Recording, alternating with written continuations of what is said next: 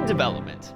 So you know how the internet works and how there's all these computers on the internet somehow interconnected, and they support protocols like TCP/IP, and there's wires and wireless. And so we have, that is to say, an infrastructure via which we can get data to and from computers or to and from clients and servers. Indeed, that's the relationship we're going to look at today when we look at web development, the process of developing websites. And keep in mind that the web is just one of many services that the internet supports today. The internet, of course, supports email and video conferencing and all sorts of other applications. But the web itself is one specific application or service that runs atop the internet. In other words, it assumes that an internet exists so that we can get data from point A to point B. And on top of that, then, do we layer a whole bunch of functionality that allows us to click and browse and view information atop the internet. So let's consider the scenario at hand. Odds are, if you're browsing the web, you're using a web browser. And on a desktop or laptop, it might look a little something like this. On a phone, of course, it might look a little smaller. And web browsers can even be found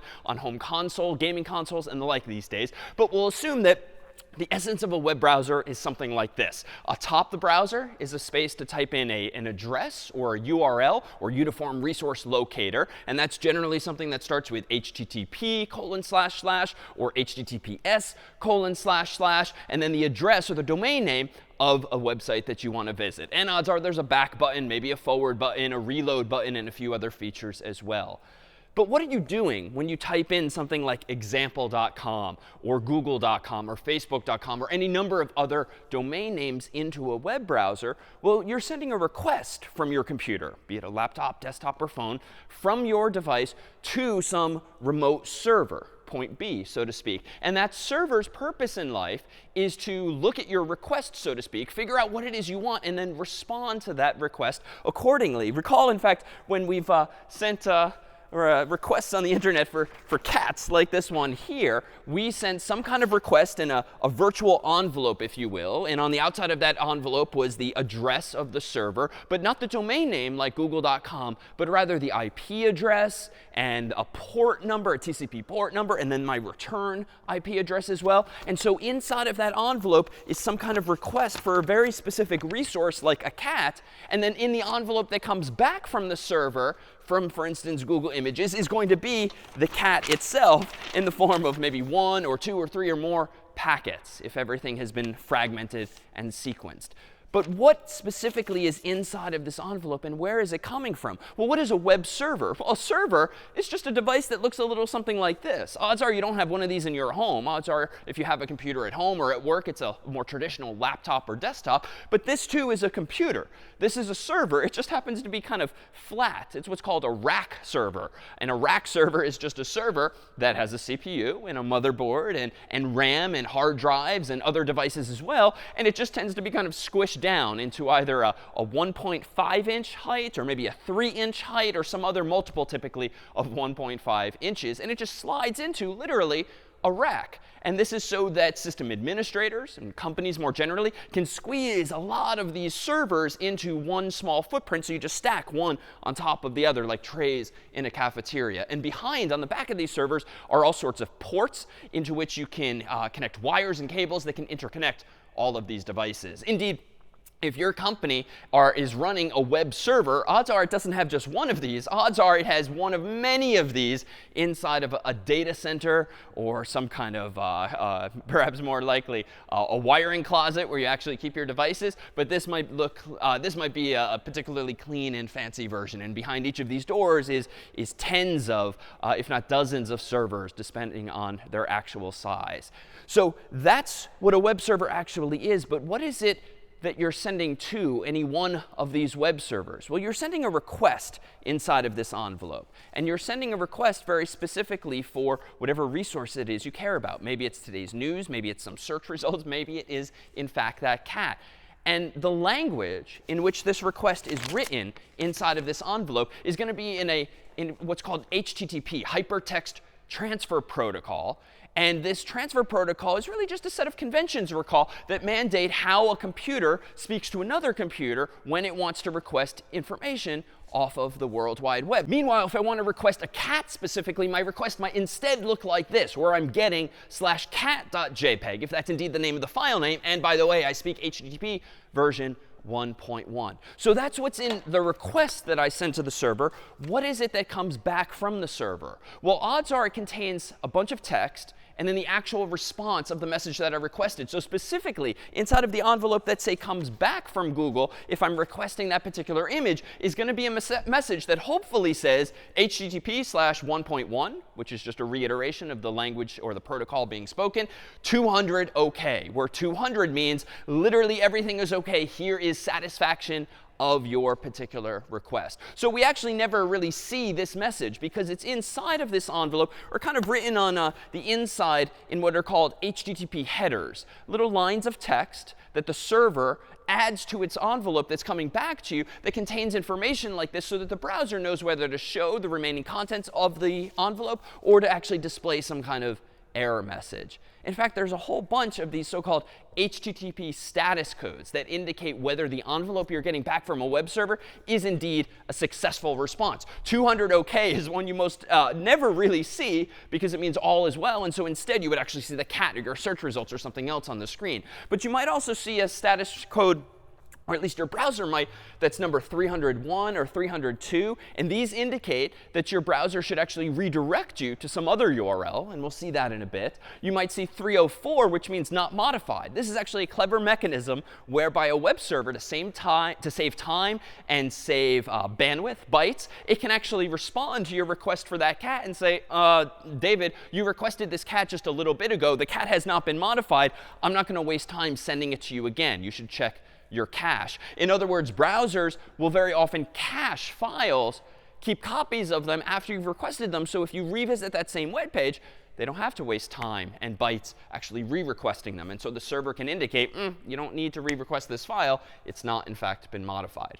Meanwhile, if something kind of goes wrong, your browser might get back a 401 or 403 response, which indicate that you're not authorized or you're forbidden from accessing the resource. Maybe you have to log in via some mechanism, or maybe you're just not allowed to access that file or directory.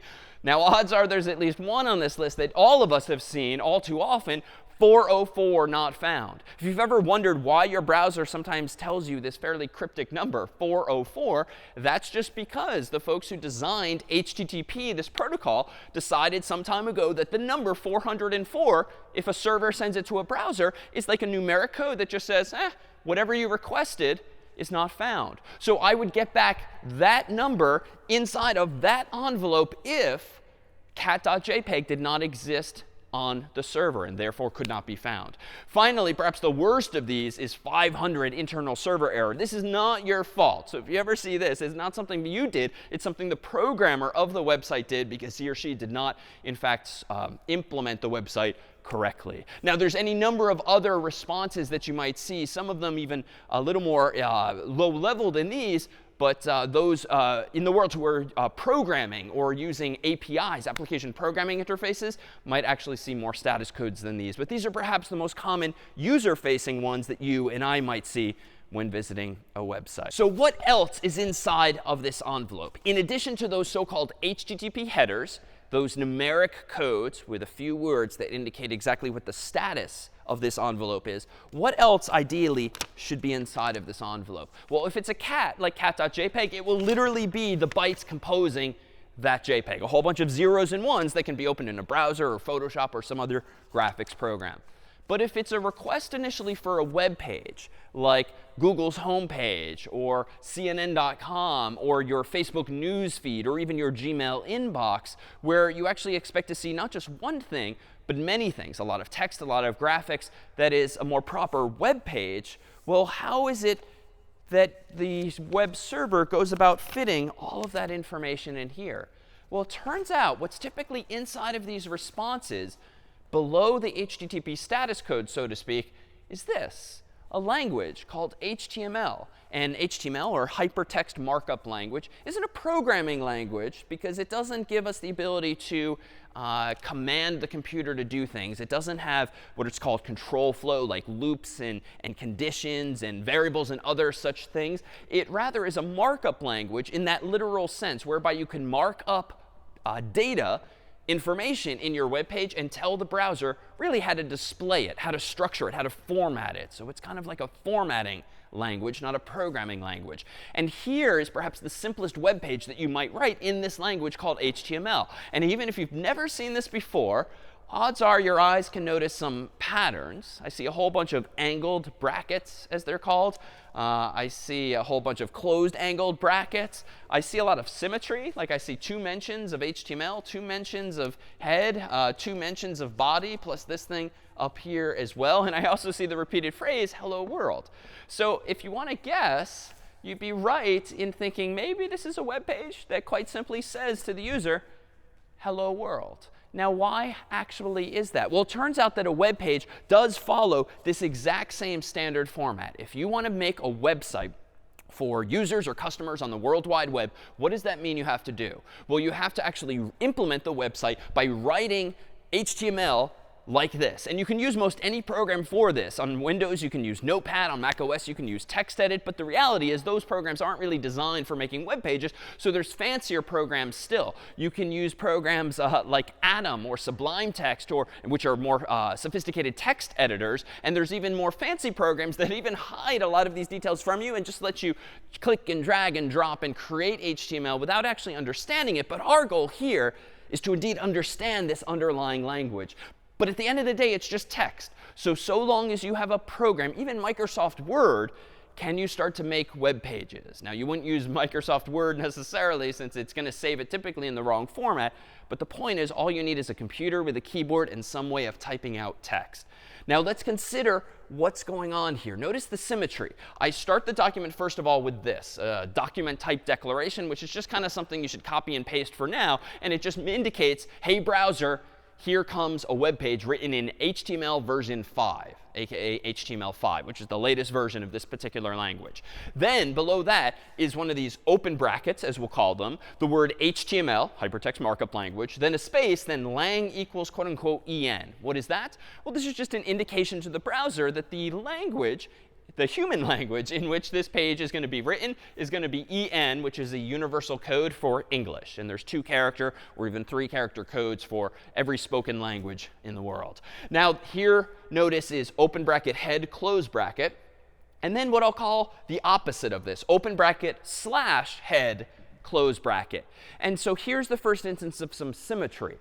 Let's start thinking about this tag as meaning let's open the head of my web page. Let's think of this tag as closing the head of my web page, or starting and stopping, however you want to think about it. But inside of the head of my web page is apparently going to be this, a title, open bracket title, close bracket, then just some words, hello world, which could be anything, and then open bracket slash title, close bracket, which is the opposite of that open tag for title. Now, notice that there's this nesting. I started over here with HTML. Inside of and indented inside of that is head. Then inside of and indented inside of that is title. And then just to be kind of neat about it, I put the close title tag here on the same line. Turns out the browser won't particularly care. But this was such a short phrase that I felt I would just do it on one line. But I could have put the title on its own line and the close title on its own line as well. But more on those kinds of details in a bit.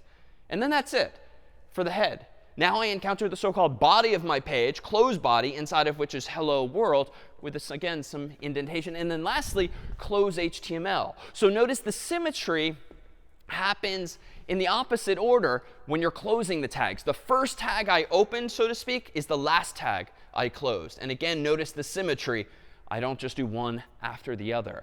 And so I'm indeed going to start calling these things tags. HTML is a tag-based markup language, where a tag is generally open bracket, some word, close bracket. But sometimes these tags have what we'll call attributes, sort of configuration details that allow us to influence the behavior of a tag. And this attribute, lang, short for language, equals en, is a configuration of the body of the page so that the browser knows, or rather the whole page, so that the browser knows, oh, this HTML file is written in the human language known as English. And so this way, Chrome and Firefox and Edge and other browsers don't necessarily have to infer from any of the text on the page what language it is, because as you may have noticed, browsers today might sometimes prompt you to translate English to French or Spanish or Japanese or some other language if they detect that the web page is in some other language that you yourself might not speak. So this is just making sure that the web browser knows exactly what language you intend for this page to be written in.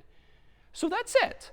But what is this page actually going to look like in the end? Well, let me go ahead and open up on my Mac a very simple program called TextEdit. And I'm going to go ahead and literally write out this exact same web page. Open bracket, exclamation point, doc type, HTML, open bracket, HTML, lang equals English. And then I'm going to get ahead of myself here, just so I don't forget. I'm going to do open bracket slash HTML to close that tag. And then I'm going to go inside of it and do what I recall being the head of the page. And let me go ahead and preemptively close the head tag. And now in here, I recall there being title, so hello world, and now close title. But again, if I really wanted to, I could put these tags on their own line, but it's not going to matter. So I'm just going to leave it a little tighter like that.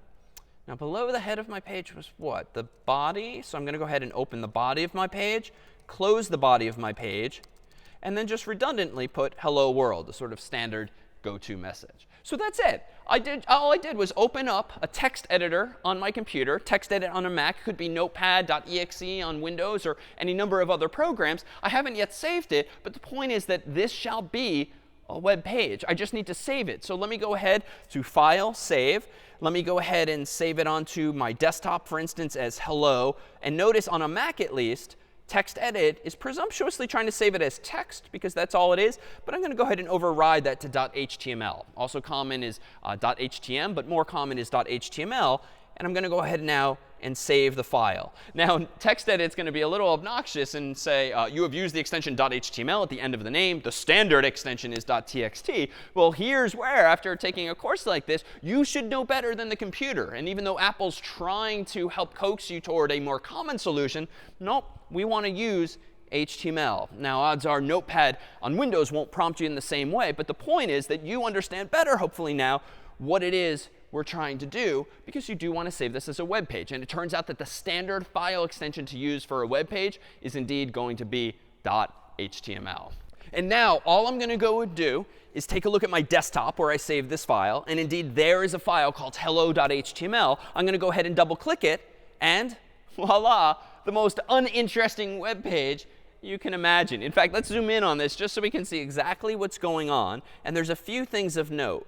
So one, notice in the top corner of my browser's tab is apparently the title of the web page. So this is how you can think of a web page. It has both a head, which is the very top of the page, and then a body, which is like 99% of the contents of a page typically. So the head really is just this top part potentially, which minimally for now just has a title. The body of the web page, meanwhile, is down here, and that is where all of my content is ultimately going to go. But for now, my only content is hello world. Now up here, you see kind of a funky URL. It doesn't start with HTTP or HTTPS, because I've not yet put this file on a server like the servers we saw earlier. Rather, this file literally lives on my own laptop's desktop. And so it's in my users folder, jharvard folder, which is my username right now, on its desktop. And the file is called hello.html. And curiously, the URL starts with file:///, which indicates that the file is indeed local to my computer. So I've made a web page, yes.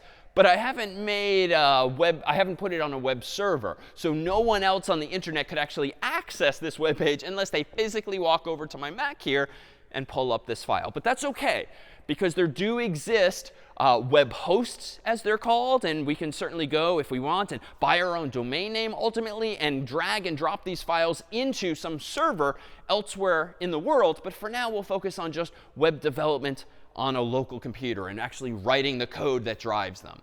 So that's the simplest of web pages. So up until now, we've been using TextEdit, a super simple text editor for actually writing HTML. But it's not all that designed for writing web pages. And indeed, as we saw when we tried to save the file, it also didn't really understand what it was we're trying to do. Well, it turns out there's better software out there, still free, that you can download on a Mac or PC or other operating systems. And one such text editor, as these things are called, is called Atom. And in fact, if I go ahead and open up Atom, after having downloaded and installed it on my Mac, I'll actually see an interface quite like this that's a little more colorful, certainly at first glance. And it also allows me to open multiple files at once along the left-hand side here. In fact, for today, I've prepared a number of examples in advance, sort of Julia Child style. And indeed, here is hello.html pre-written by me and opened in this other program called Atom. Now, there's only one other change I made to it, but you'll see the color is the most glaring difference at the moment. But this isn't in the file itself. And indeed, if I open this hello.html in my browser, I wouldn't see any of these colors. The colors are just here for me, the human, to better distinguish different features of this file from others. So for instance, all of my tags and angled brackets are apparently being displayed by Atom just on its own in blue. All of my text, like hello world and hello world, are being displayed in gray. And then in big green color are my attributes values so that they really jump out at me. And now there's one other detail in this file that I didn't type up a moment ago, and that's these lines here up top.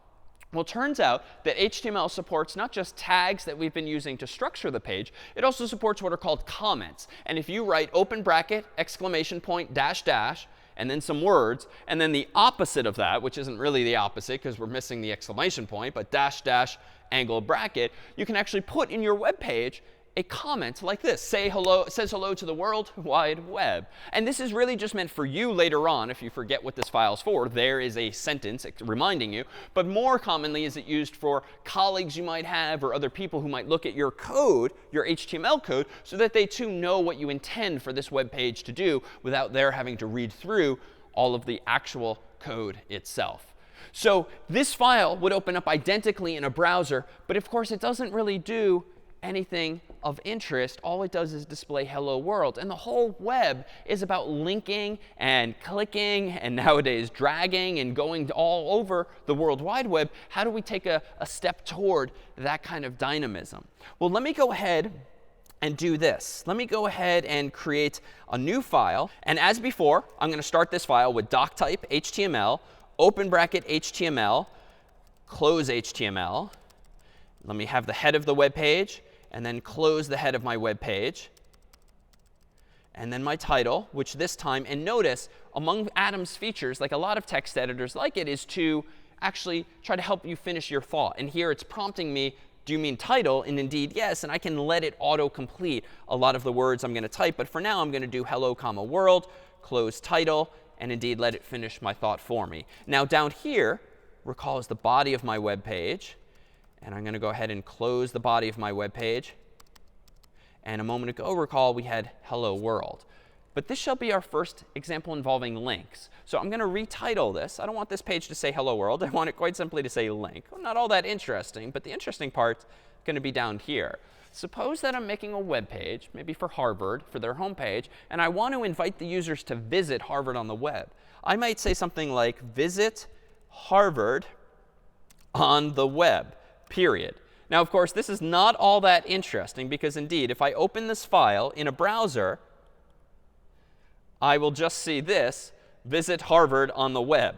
And that is not all that interesting because what's your user going to do? Odds are he or she now is going to open up Google, search for Harvard, and pull up Harvard on the web. But what if we could help lead our user there? So let me actually go ahead and change this. Let me open up Atom again. And let me go ahead and change this to just say, how about visit Harvard, and how do I make Harvard a link to some other destination? Well, it turns out there are other tags besides these. There's the anchor tag, abbreviated A, and that tag will actually create a link for us that looks a little something like this. So start anchor tag, close anchor tag. Again, abbreviated is just A. If I go back to the browser, I don't see any difference yet.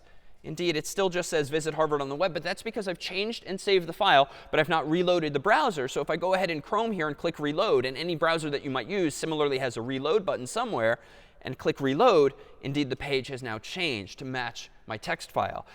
But it's still not a link. And so even though I've said put an anchor here, I actually need to tell the browser where to anchor this text to. So it turns out, and you would only know this from a class or reading a book or some online reference, that the anchor tag takes a whole bunch of attributes. And indeed, Atom's trying to complete my thought here for me. And I'm actually going to go ahead and choose the second of the suggestions, href, for hyperreference. And I'm going to go ahead and specify this, equals, quote unquote, http://www.harvard.edu/. save. So now notice, I still have a tag. It's opened and it's closed. And indeed, it has an attribute now, just as before. So just for good measure, let me go ahead now and make sure the world knows this is an English version of my page. So now I have two attributes on the page, the first of which modifies the HTML tag, the second of which modifies the anchor tag. And now this attribute has a hyperreference, which is an actual URL. And if I go and reload the browser now, notice the perhaps familiar, if dated, blue text that's also underlined, thereby signifying visually that this is now a link to some other page. And sure enough, and this is going to be a little small to see, if I hover over this with my cursor, notice way down here, do you see in your browser's left-hand corner, most likely, whether it's Chrome or any other, the destination URL that clicking this link will lead you to. Let's try it. 3, 2, 1, click. And voila, I'm now at Harvard's homepage. And indeed, the URL has changed to be exactly that. Of course, if I hit back, I go back to where I was. But I now have a web page that's still not on the internet. It's still living only on my own Mac here. But that doesn't mean we can't link to websites on the actual internet, just as we did. But what's going on here? It became purple. That seems a little strange. It was blue, now it's purple. What does that mean? Well, this is a common default convention by browsers to just indicate to you, the human, that you've already visited this link. So especially early on in the web, when pages might just be formatted with bunches and bunches of links, it can get pretty tedious and pretty hard to remember which ones have you visited. So search engines these days, and even our own little website, might change the color of links to indicate visually to you which ones you've actually seen. And it's the browser that's keeping track of those clicks. So as an aside, there's an interesting privacy implication there, right? If the browser is now keeping track of what links you visited just so we can make them purple, that means some other human potentially can come sit down at your computer, and if you've not cleared your cache, so to speak, and reset your browser, odds are, realize, some of that information might still be accessible as well.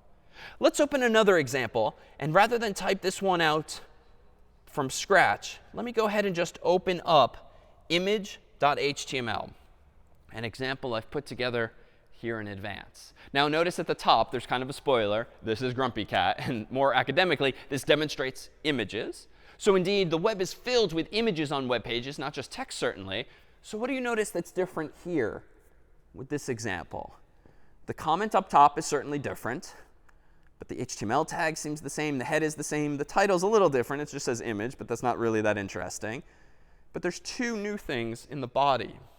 One appears in dark gray to be another comment, and that's just my attribution so that I and the rest of the world knows my citation for where I got what you're about to see.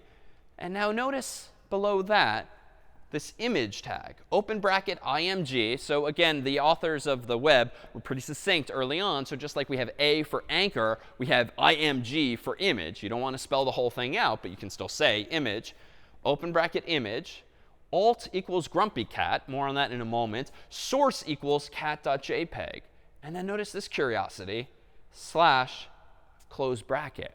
So whereas every other tag we've seen so far has an open bracket, some word, close bracket, then some stuff, then open bracket slash that same word, close bracket, this image tag seems to be empty in some sense. It just has a start tag, but it kind of sort of has an end tag inside of it all in one. And this is actually deliberate, because unlike head and title and body, which have the semantics of, hey, browser, here comes my page's head. Hey, browser, here comes my page's title. Hey, browser, here comes my page's body, all of which can eventually stop. Hey, browser, that's it for the title. Hey, browser, that's it for the head. Hey, browser, that's it for the body of my web page.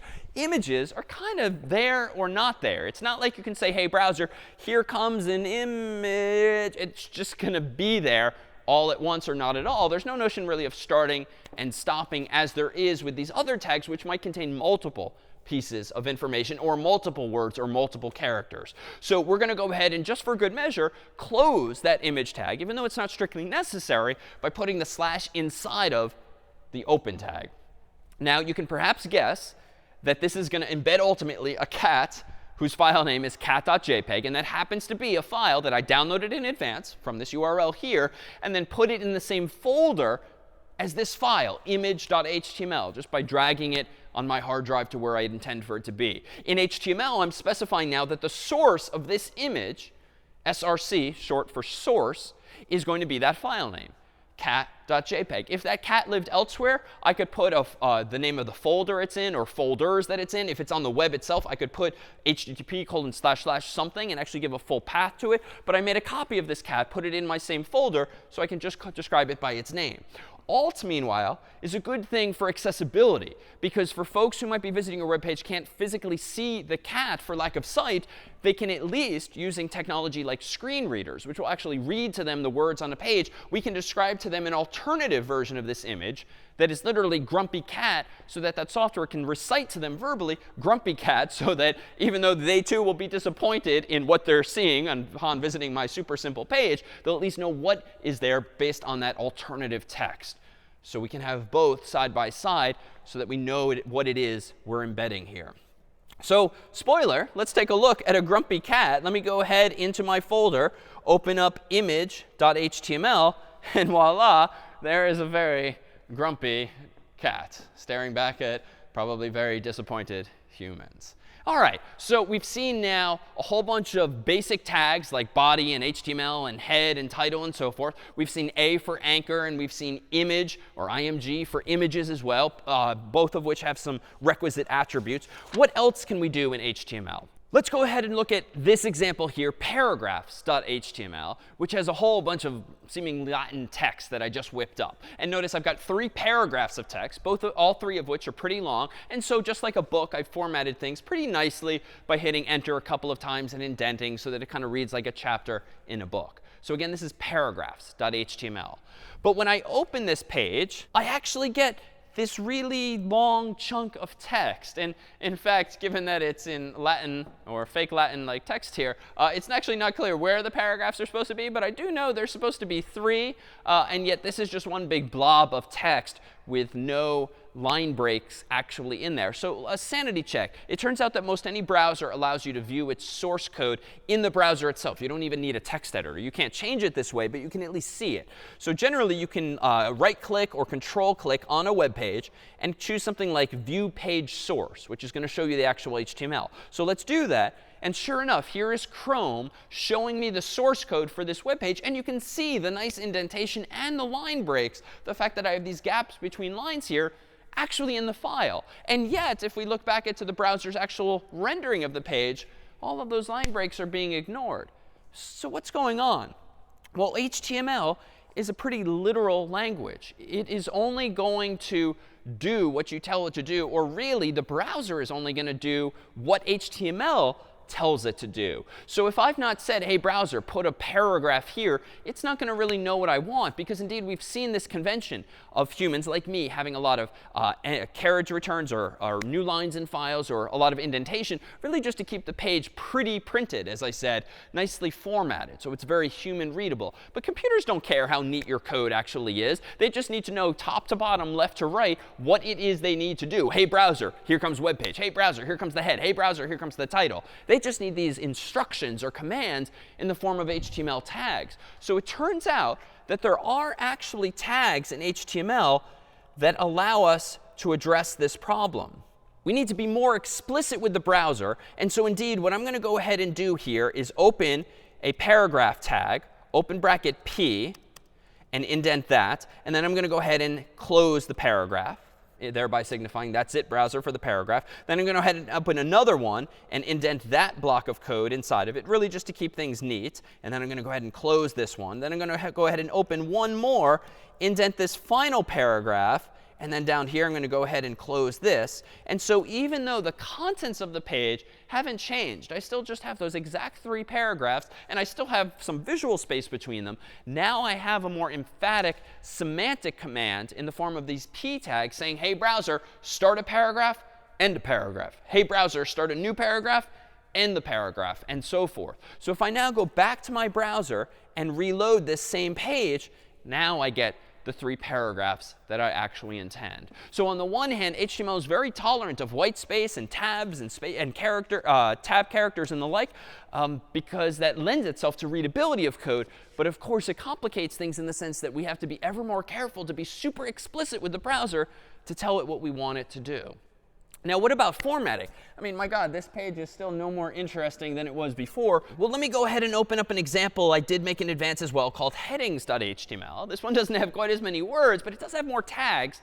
It has an H1 tag, an H2 tag, H3, H4, H5, and H6, which is heading 1 through heading 6. Now, it turns out browsers years ago just decided that they would have some standard tags for headings, like the chapters in a page or the sections in a book or the subsections or the subsections, each of which is generally still prominent and kind of bold typically by default, but gets a little smaller, a little smaller, and a little smaller. And so indeed, just to give you a sense of what these things look like here, let me go ahead and open this up in a browser, headings.html, and sure enough, 1, 2, 3, 4, 5, 6. It's still bold, and you still see all 6 of the words, but they get smaller and smaller. The idea being that these are generally going to be headers atop of text in like a book or chapters or the like. So we have those now in our toolkit. Well, what else can we do?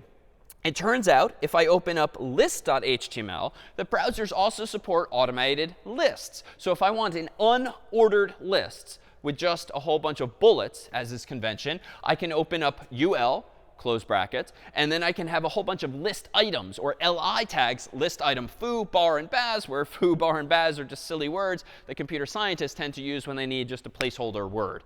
Like in algebra, you have x and y and z. So then I close each of these list items. I close the unordered list. Let's see what this looks like.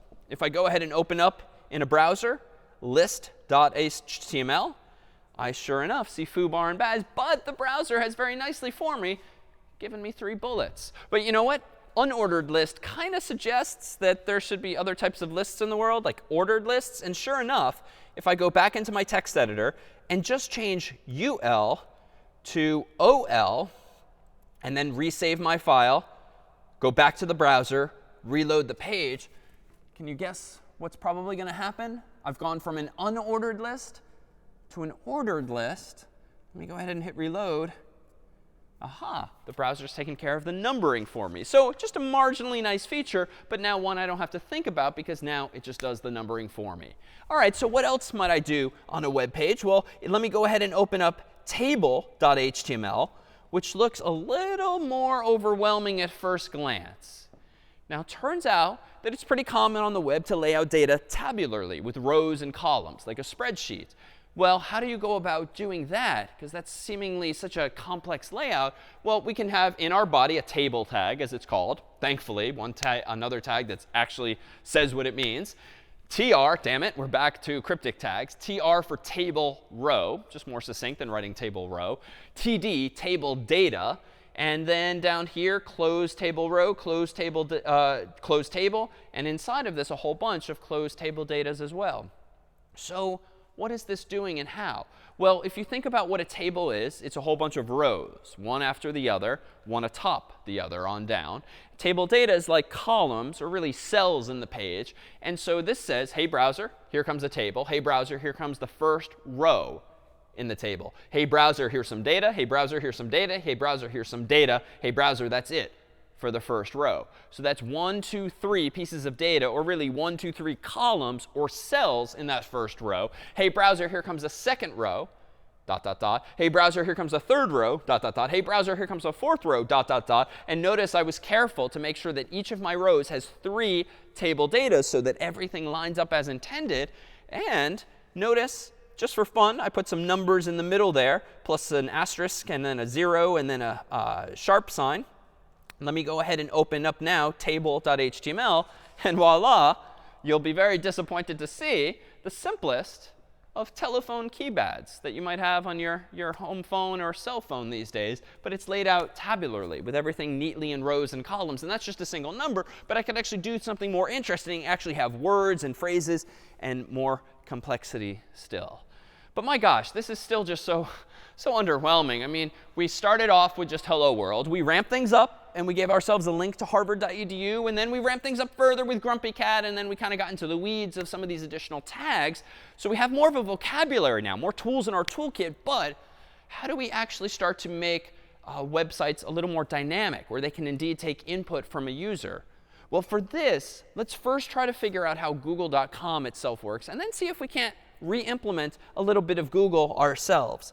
Let me go ahead to google.com, enter, and take note of a couple of things first. One, notice at top that I'm not at google.com per se.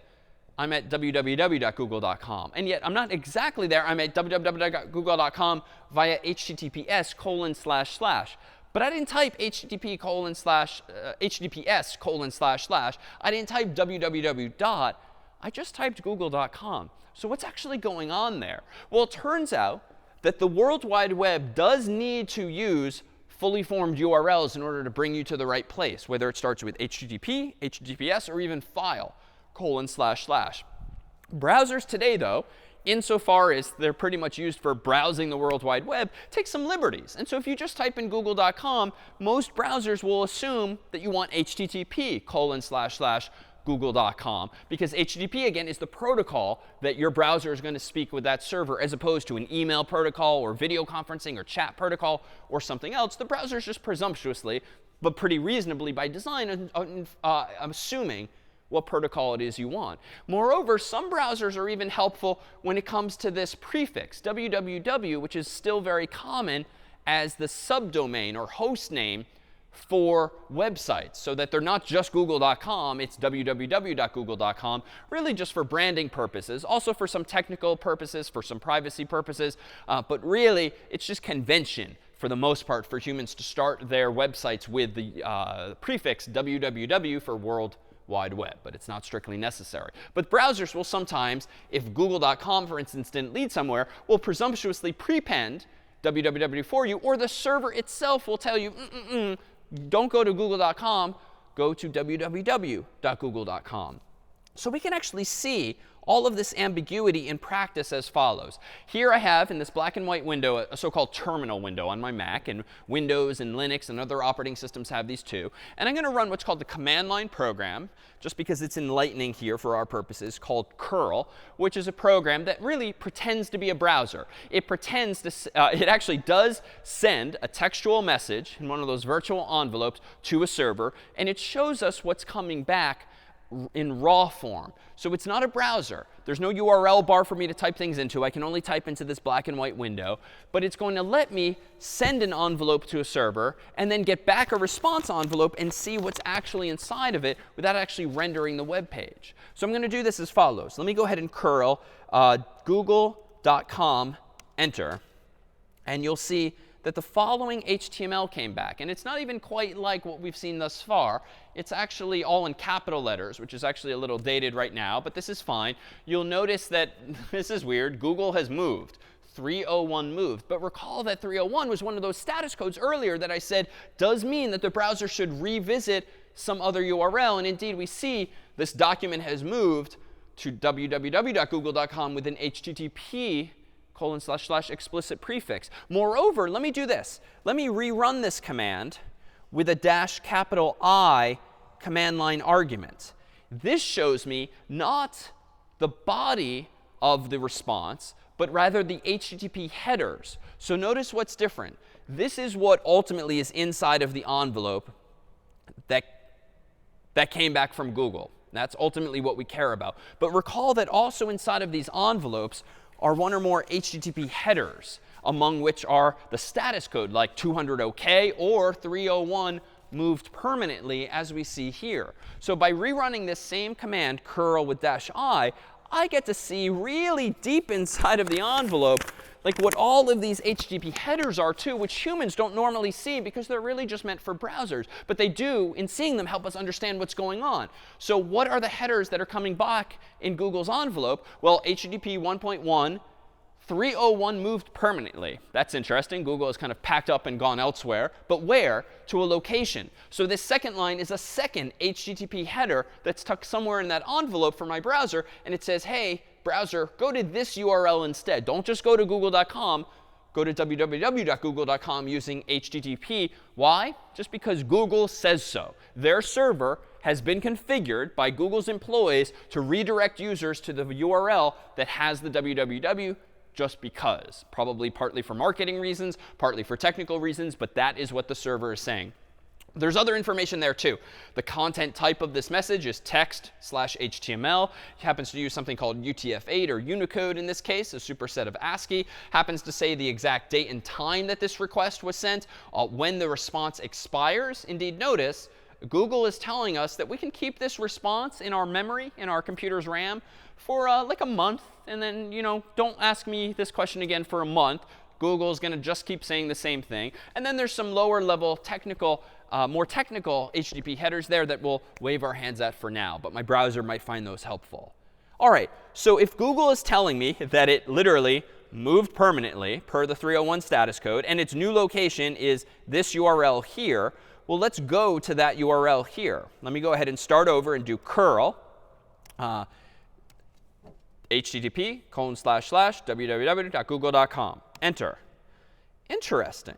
So now I've gotten back a whole long web page that seems to contain I don't even know what. So it turns out this isn't HTML that we're seeing at the bottom of the screen here. This is something called JavaScript, a programming language that can actually be used with HTML and CSS in conjunction to create a web page. But if I scroll up high enough, you'll start to see eventually, interesting, you'll start to see some actual HTML in the page. And indeed, if I now rerun the same command, but with -I, so I get the headers, notice, this time it's 200 OK. And the server has actually responded rather than redirecting me somewhere else altogether. All right, so that's what's deep inside of the envelope, these HTTP headers. Let's go back now to a higher level, to the actual browser that's making these requests, and see what URL is being requested and what that very first GET request is. Let me go ahead and search for my favorite, cat, enter. And you'll notice at the top now, the URL has changed to be a pretty long sequence of characters. And honestly, I don't even know what most of these characters mean or do. It's really up to Google to understand that. But I do know that I'm looking for cats. And frankly, sometimes when I get curious and try to start poking around on websites, I might just start tinkering to see if I can understand what's going on. So I'm going to go ahead and delete most of the URL. I'm going to go ahead and delete even more of the URL and distill it to just this here, https://www.google.com/search. And indeed, it seems Chrome here has redirected me to HTTPS so that the connection is also secure, which we did not see with the command line version of curl. So /search $Q = cats. Let me hit enter. Seems like the exact same search results. So curiously, even though Google, upon searching for cats, previously used a super long URL, much of which I didn't understand, looks like that's not strictly all necessary. And it looks like it is sufficient information to get search results on cats to just have a URL that looks like this. Now, this is useful because I'm going to use this information to make my own search engine. Let me go ahead and start. In Atom, let me go ahead and create a file that's ultimately called search.html. Let me start it as usual with a doc type. Let me then start the body, the web page itself with open bracket HTML. Let me have a head up here and close head, and then in here a title. And I'll go ahead and call this search, just so I remember which page is which. In here is going to be my body and close body. And now I need to introduce a new tag. This one being an HTML form, some kind of text boxes and maybe checkboxes and buttons and radio buttons and the like that will allow me to actually submit information from my page to Google's. And I know from practice that form takes an action attribute, which in this case is going to be, I'm going to go out on a limb here and do www.google.com/search, and that's it. And I'm going to use the method called get. It turns out that there are different types of requests you can make of web pages. The default, or perhaps the most common, is get. And we've literally seen that keyword before. Here it's written in lowercase, but in other contexts it's written in caps. Get me /HTTP 1.1 was that earliest message we saw. So here I see a reiteration of using that method. And this is in contrast with post and put and patch and delete that are also supported but not generally used by us humans in the same way. Inside of this form, I'm going to introduce one other tag called input. I'm going to give this input a name of Q. And the type of this input is going to be text. And that's it. I'm going to go ahead and open and close the tag all in one fell swoop because there's really going to be nothing inside of this input by definition. Meanwhile, I'm going to have one other input type. This one's going to be a submission type. And its value, or the label on it, is going to be just search. So we've not seen some of these tags before, but you can perhaps infer what's going to happen. Here's a, hey browser, here comes a form. Hey browser, give me an input of type text. Hey browser, give me an input of type submit. And this one, by convention, is going to be a button. So this would seem to give me what? This would seem to give me, if I open up search.html, wow, I have to kind of look all the way up the top to see it, a super simple text box, a super simple search button, and that's it. But what's magical now about this example, and because of the fact that I know a bit of HTML now, notice what I can do. I can go ahead and zoom out and search for cats, and then click search.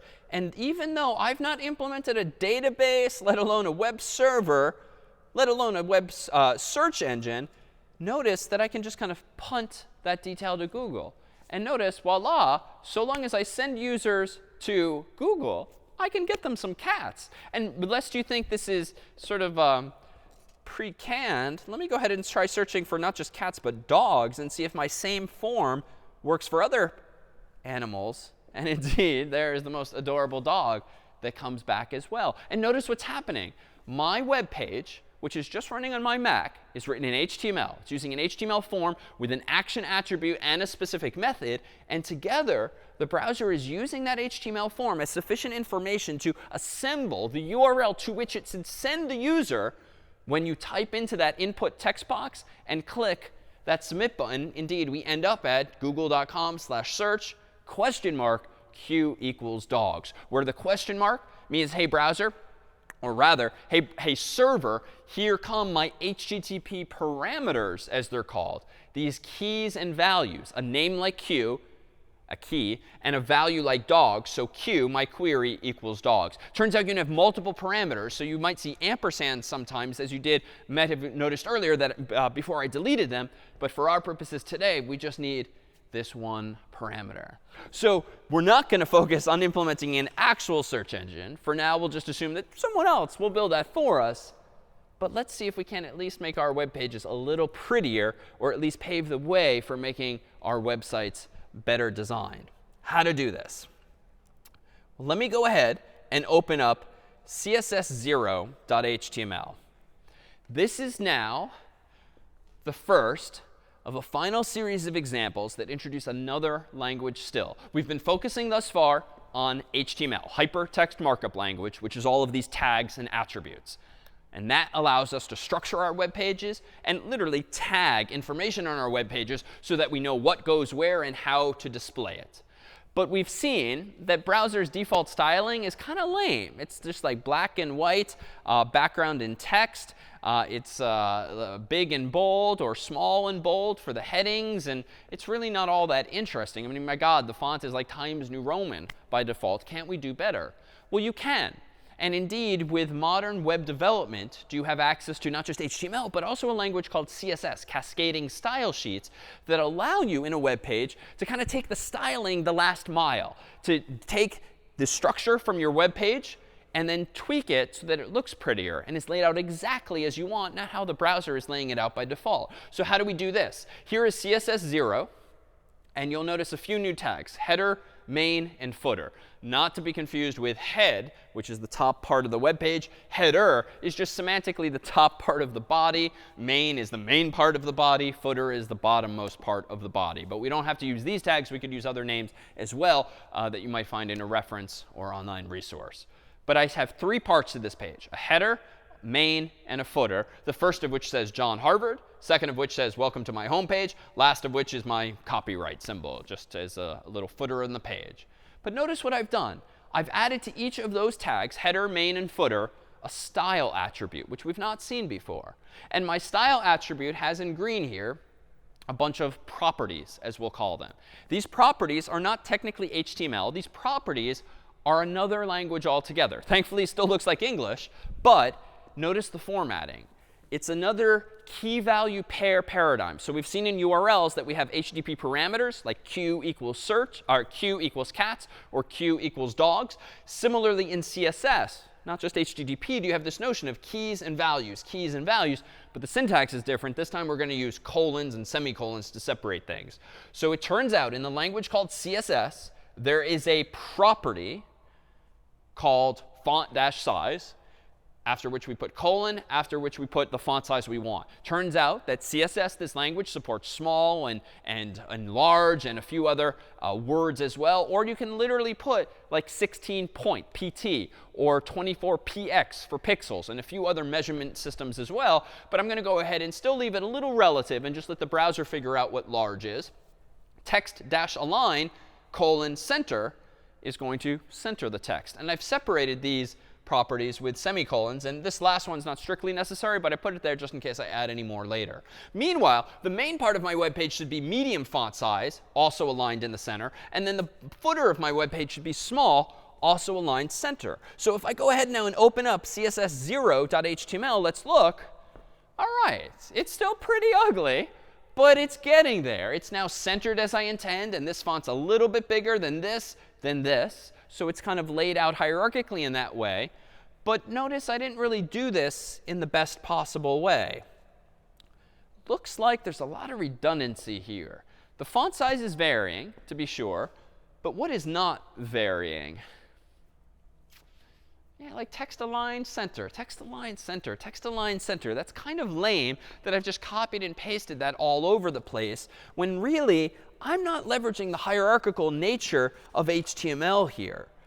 It turns out that cascading style sheets do cascade in a couple of different ways. One, you can actually have multiple CSS files eventually, one of which we'll soon see, that can override other such files and so forth. But notice they also support some notion of hierarchy, it turns out. So if you want the header and the main and the footer tags all to be text-align center, well, do they have a common ancestor, so to speak? If you think of a web page really like a family tree where the root of the tree is HTML and it has two children, head and body. And actually, you know what? We can see this. Consider this HTML here, which was that simplest of web pages with which we began. You can actually think of this as kind of like a family tree as follows. If you think of the whole document as being this node, so to speak, up here, below which is the HTML tag, or element, as it's more generally called. And that HTML element has two children, head and body. And they're children in the sense that even though they're both inside of the HTML tag, they're both at the same level. Head is kind of alongside body. Body is not inside of head. And so we can draw them on the same level conceptually. Meanwhile, the head of the page has a title child, and the title tag has a hello world string inside of it. Meanwhile, body has its own string, hello world. And I've drawn these in different shapes here to convey that they're each a little bit different. Document is special. It refers to the whole file. But HTML, head, title, and body are all HTML tags. And then these ovals here, hello world, are just text nodes. And indeed, this is what a computer scientist would call a tree, not unlike a family tree. And trees have nodes. And in this case, when a browser receives a web page in one of those virtual envelopes and reads it top to bottom, left to right, what it's really doing underneath the hood is, thanks to programming code that that programmers have written at companies like Google and Microsoft and others, they are building up in your computer's memory, or RAM, a tree-like data structure that looks, if you were to draw it, a little bit like this. And so notice here that head is a child of HTML, just as body is a child of HTML, and title is a child of head in the same way. So if we go back to the example at hand, notice that header and main and footer in this slightly more involved example are all children of what element? They're all inside of the same parent called body, which suggests an opportunity to factor out, so to speak, the CSS property that's common to all of these and put it on their parent element so that it kind of cascades downward atop all of those elements. And we can see that here. This is css1.html, which is almost the same, except it's a little narrower because I removed all of that text-align center and put it where? On the body in its own style tag. So this is nice. And indeed, this is now what distinguishes one page from another being better or worse designed. Both of these are correct. Both of them achieve exactly the same goal. But honestly, this one's a little easier to maintain. Why? Because if I open up css1.html, as I might here, you'll notice that I see a whole bunch of text in the center. But if I want to go ahead and change that, you know what? I can just change it in one place to text align left, reload the page, and now it's all the way over on the left. If I go back into the editor and change it now to right, reload the page. That's what it sounds like when alignment changes on a web page. It's now all the way over here on the right. The key takeaway, though, is that I can just change it in one place instead of 3 places. And surely, this is a pretty simple web page. There's not all that much content there. But in actual web pages on the internet, is there many, many, many more lines of code. And so these kinds of design decisions start to make even more sense and save even more time. Indeed, let's consider now an alternative approach still. A bad principle at hand here is this. I am commingling my web page's content with the presentation thereof, the aesthetics thereof. And this, in computer science and programming specifically, is generally frowned upon. To have your data, like John Harvard, welcome to my homepage, the actual content you care about, intermingled all in the same file, let alone the same lines of code, with the stylization of that data, aligning things in the center, making the font large or medium or small. It's just a little sloppy. Plus, it makes it harder to collaborate. If you are really not good at web design, the aesthetics of it. But you can certainly make HTML and you can structure web pages. And maybe you're a programmer who can generate HTML in some other language. Well, if you want to collaborate with someone who's got a more of an artistic eye and he or she is happy to do all of your CSS and take the website the final mile, you just got to get it to him or her in some structural form. Well, it would be nice, frankly, to put all of the CSS in one place so that he or she can work independently of you so that you're not literally changing the same lines of code. So in css2.html, do we have a step toward that? Notice that I've replaced the style attribute in these lines here with a new attribute called class. And class, I've come up arbitrarily, but kind of reasonably, with 3 keywords: large, medium, and small. Could have called it foo, bar, and baz, x, y, and z. But I'm choosing words that describe the kind of class that I want to apply to each of these HTML elements: header, main, and footer. Indeed, if I scroll up, notice what's up here now. Instead of using style as an attribute, a curiosity about the style attribute is that it also exists as a style tag. And if you have a style tag, it should go in the head of your web page, which is why I've scrolled up here. And now notice I've done a few different things. I have put a few keywords here: centered, large, medium, and small, each of which I very deliberately started with a dot. Kind of looks like a typo, but it's not. Turns out the convention in web development is to use a dot and then a word when you want to define your own class, your own set of properties with which to stylize a web page. So I have arbitrarily, but again, pretty reasonably, I think, come up with some keywords: centered, large, medium, small, and put dots in front of them so that those are classes. Those are now added to the browser's vocabulary.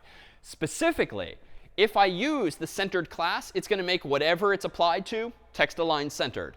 If I use the large class, it's going to make the font size of its contents large, medium, medium, small, small. So I've kind of given myself new puzzle pieces of some sort, new building blocks I can use to create a more well-designed web page. Because notice what I've done, not just in those tags, but even in the body. I've now specified that the class of the body should be centered. Use all of the properties associated with centered. The header should be class large. Use all of the properties associated with the class large. Medium and small, same thing. So the end result, frankly, is not all that surprising. It looks exactly the same, but it's better designed at this point, because now my colleague, for instance, can isolate his or her work to just the top of the file while I work on the bottom. But frankly, even that feels like it's inviting some trouble, and we don't have to do that. Indeed, we'll soon see we can factor this out to a separate file.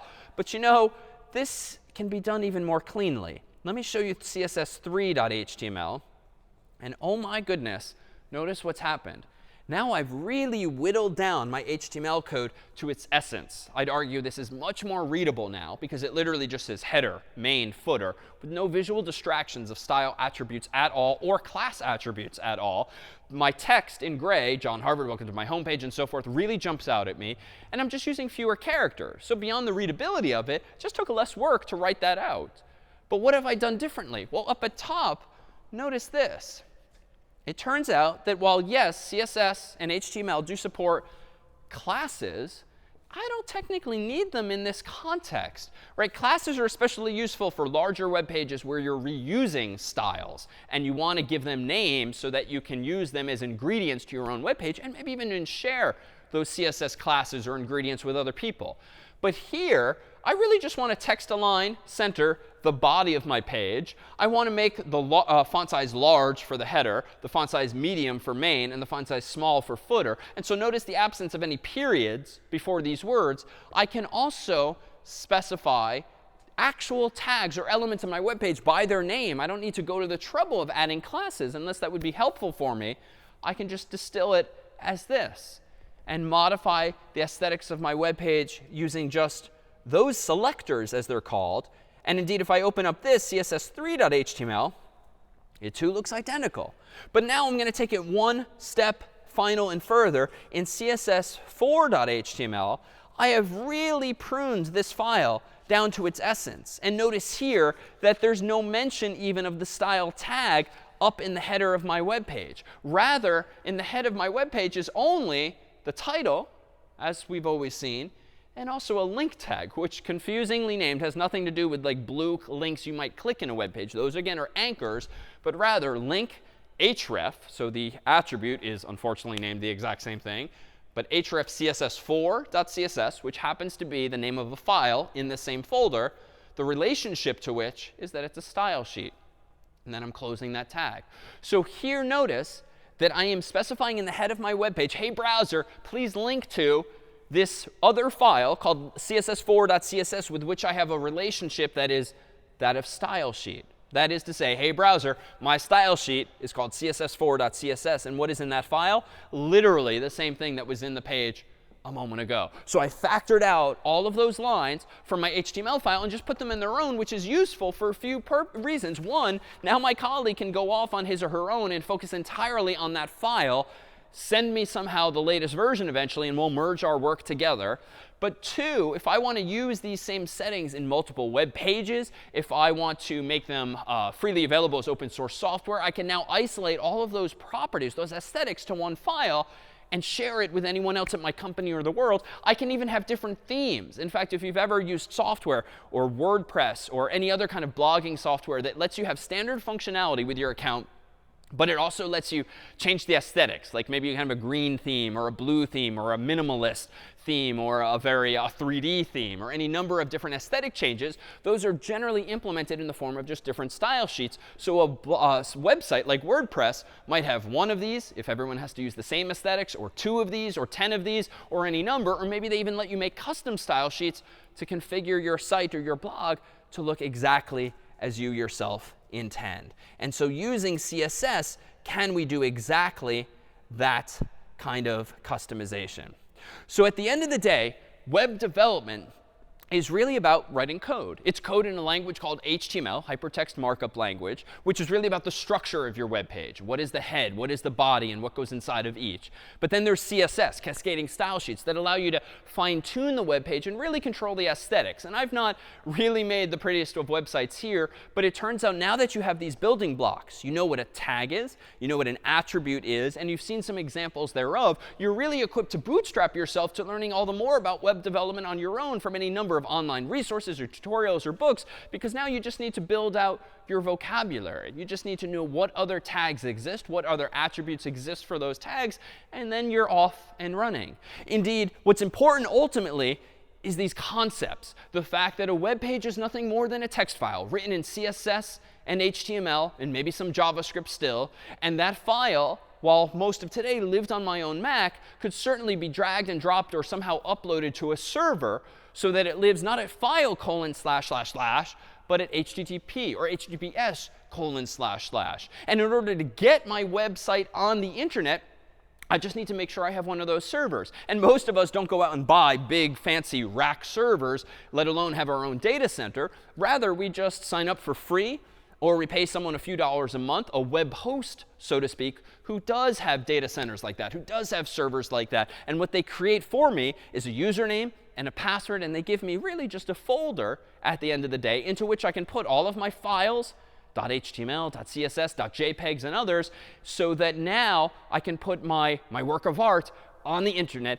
at a specific URL. And if I go to the trouble, too, of buying a domain name for a few dollars a year or a few dollars every several years, and I configure that domain name to know about, to point at that web host and the IP address or IP addresses thereof, now can I have my own custom domain name. So now I am truly out there on the World Wide Web. So all it takes is these building blocks. All it takes is an understanding of HTTP and how this runs atop of the internet, so that ultimately you can not only get pages from the internet, you yourself can put them there.